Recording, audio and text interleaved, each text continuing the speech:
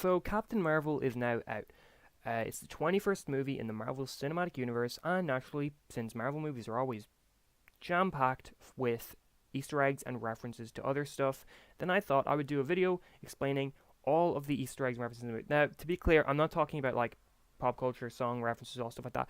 I mean, I'm only including something here if it's actually connected to something Marvel related. So if it's connected to another Marvel movie, if it's connected to Marvel comics in any way, if it's a reference or Easter egg to that, if it's different movies that are unrelated to Marvel, I probably won't mention it unless it loops back around to Marvel. But yeah, so there's going to be huge spoilers for Captain Marvel, obviously, or I guess spoilers for the Easter eggs. So if you don't want to get spoiled on that, don't watch this video. Also, I guess spoilers for the entire MCU up until this point, movie wise, and I guess Agents of Shield as well, because there's a couple minor things that from Agents of Shield that I might like talk about in this that you might not want to know if you haven't seen the show yet. So think about that. But I guess I'll start off with the really obvious stuff first. So the Tesseract and Project Pegasus. So obviously everyone knew what the Tesseract was. It's the Infinity Stone from Captain America: The First Avenger. Um, it's that blue cube the Red Skull had in Captain America, and it took your hands. Well, basically at the end of Captain America, Howard Stark picks up the Tesseract from the ocean. I forget which ocean it was, and it ended up in SSR's hands. So the SSR was Shield before Shield. They were like the proto Shield, and so that's where the Tesseract was. And we assumed that the Tesseract, well, I guess I assumed the Tesseract was with Shield from the 1940s all the way up until now, or well, until the Avengers, the first Avengers movie, because we didn't really see it anywhere else until now. But it's kind of cool that it was brought into this movie. It was like, because we already know that the Tesseract can be used to go to different places in space. We assume it can be used to take somebody from one side of the galaxy to another. So it makes sense that like the Shield would figure that out and then assume that it could be used for lightspeed travel or something like that, it was a cool way to tie the Tesseract in. I really didn't expect it to be in this movie. And then naturally it was called Project Pegasus, which was what it was called in the Avengers movie, was Project Pegasus, and in Iron Man 2 as well, which was our first real reference to it, it was Project Pegasus then as well. It's pretty... The Tesseract stuff was pretty obvious, but the other stuff I thought was fun to include. And then obviously as well we had the Avengers Initiative, that the Avenger name was taken from Carol Danvers. It was like her call sign. That was kind of dumb, I'm not gonna lie. I think that was a bit odd to do, but hey, I guess he needed the name to come from, or he needed the word to come from somewhere, didn't he? Next up is Walter/Wendy Lawson, or Marvel, I guess. Wendy Lawson was the Kree living on Earth who was operating on the Tesseract and all that. In the comics, it's something very similar. Marvel in the comics is a male. He's the first Captain Marvel. He's a Kree soldier or a Kree hero, and he comes to Earth in Marvel Superheroes Volume 1, Issue 13, I believe. But yeah, he comes to Earth and he poses as a character called Walter Lawson, which is a very similar situation here, except it's Marvel's female. She comes to Earth and she poses as Wendy Lawson. So it's pretty much the exact same story. This is also how Carol Danvers first got introduced in comics. She was working at the airbase. Walter showed up as Marvel, and it's the same situation here. Another cool thing is Yon-Rogg.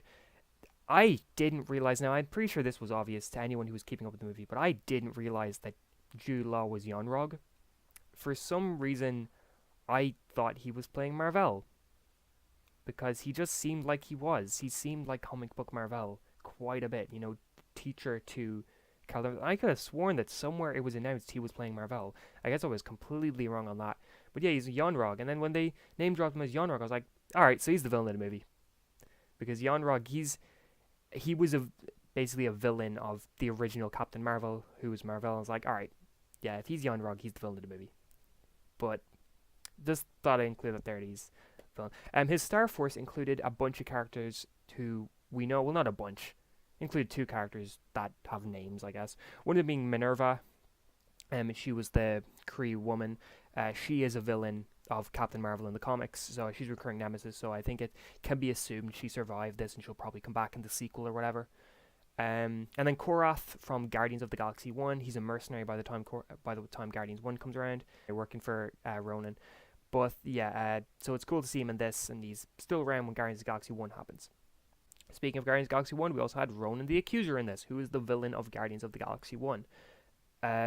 Yeah, I think it was funny at the end of the movie where he's like, we're going to come back, and then the other crew's like, for the weapon? He goes, no, for the woman. It's like, well, Ronan, you die in like 20 years, so come on, man. But then again, he might show up in the sequel to Captain Marvel, which maybe the sequel set into the early 2000s out in deep space, which I actually think would be pretty cool. The Kree homeworld of Hala, or Hala, I forget how they pronounce it in the movie. I always called it Hala. But that is the Kree homeworld in the comics as well, and we've seen the Kree so many times in the MCU at this point, in Agents of S.H.I.E.L.D., in Guardians of the Galaxy 1, and we've never once seen the home planet, so I thought that was really cool. We finally see it in this, which if it was going to make a debut in any movie, this would have made the most sense, but that was really cool to see. The song Come As You Are that played, the Nirvana song that played towards the end when Carol was like forced into the AI intelligence thing, and she was like talking with the AI, and she was like, "Oh, this is a good song." Yeah, that's the song that was used to promote Defenders season 1. It was in all the trailers for Defenders.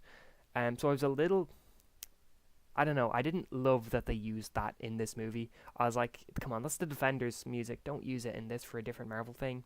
But hey, I guess they don't really acknowledge the TV shows at all. So, but speaking of the TV shows, the Kree power inhibitor, like a little disc thingy that was put into the back of Carol's heads that could like inhibit her powers and stop her from using them.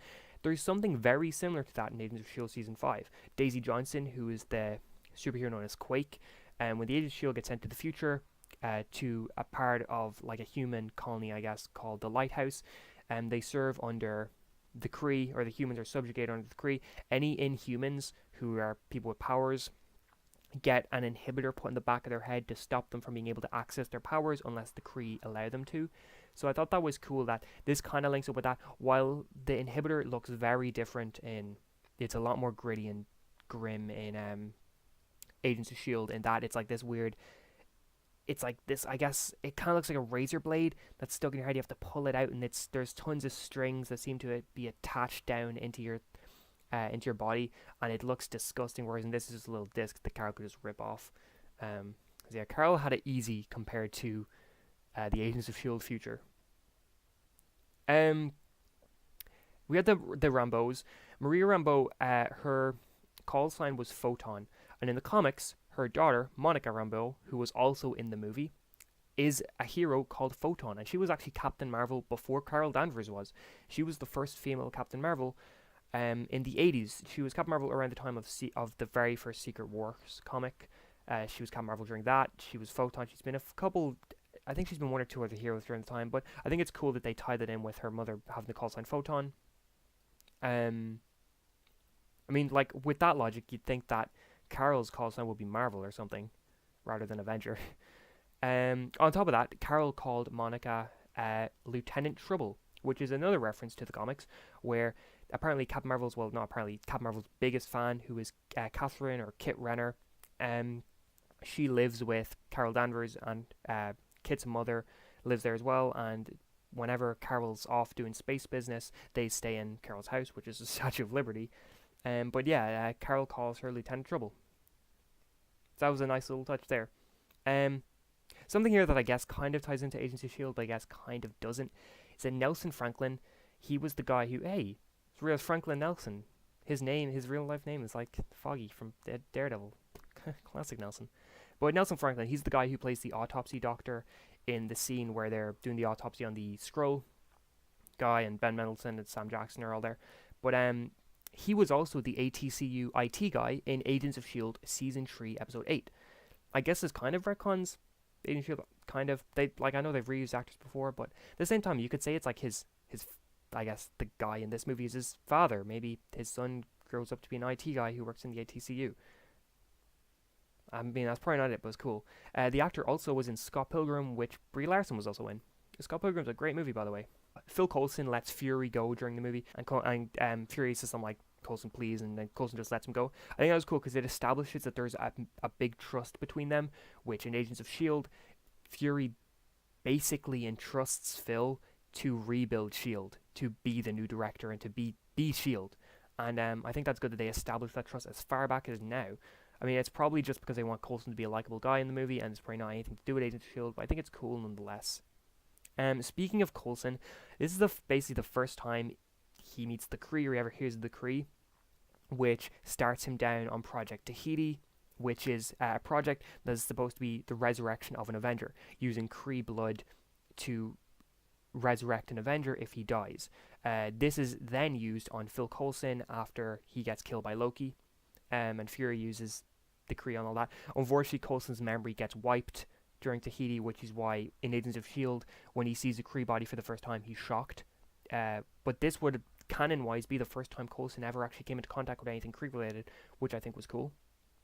The planet at the start of the movie, called Torfa, which was where the refugees were, the Skrull refugees were. That is a big planet, a big refugee planet from the comics, and it's in the main Captain Marvel storyline that this comic is based off of. That's one of the big planets in that, so I think that was cool as a little way to connect the two. Then we've Goose the cat. Obviously, he was fun cat. Goose obviously referenced Top Gun, but the fact he's a Flurkin was interesting, and Talos was really like, I'm not going near that cat because he's a Flurkin.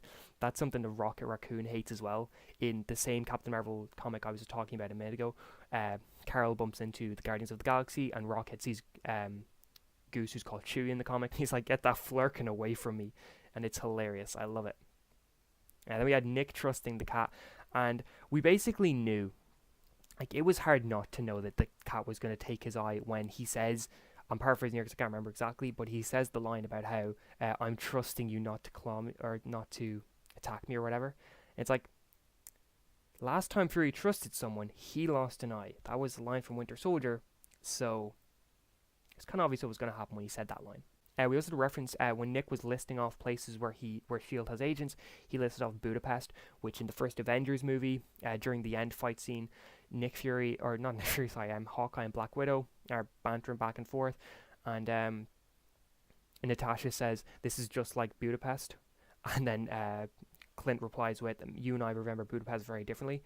This could be a little hint, nudge, nudge to what the hell's going on in Budapest, which is cool. The Stan Lee cameo, R.I.P., was great because he was reading a script to Mallrats, which was a movie that Stan Lee actually cameoed in. Mallrats came out a year after this movie takes place. I think Mallrats came out in 1995, and this movie is set in 1994 or 1995. I think if they set it in 1994, it would make sense he'd be reading the script because he's going to be in it. So that was a nice little thing to do.